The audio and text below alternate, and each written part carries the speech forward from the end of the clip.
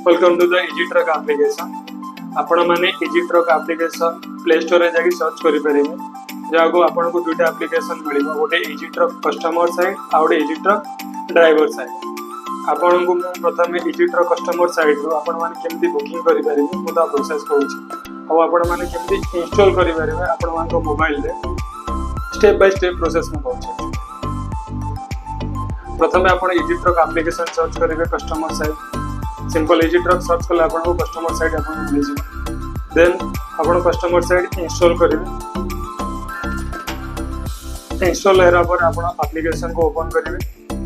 Application को open कला पर आपको इजी ट्रक रो इंटरफेस मिलिबो। तापर आपण simple customer side register option को जिवे। रजिस्टर कला पर आपण मोबाइल नंबर, ईमेल आईडी और पासवर्ड देके आपण रजिस्टर करिवे सिंपल इजी ट्रक एप्लिकेशन में। देन आपण ईमेल आईडी पासवर्ड थ्रू रे आपण लॉगिन करि पारे। लॉगिन कला पर आपण को easy truck application home screen के जुवे। होम स्क्रीन में आपण को ऑप्शन मिलिबो पिकअप और ड्रॉप लोकेशन में। आ पिकअप और ड्रॉप लोकेशन आपण टाइप करके जस्ट आपण किछि भी गाड़ी बुकिंग करि पारे।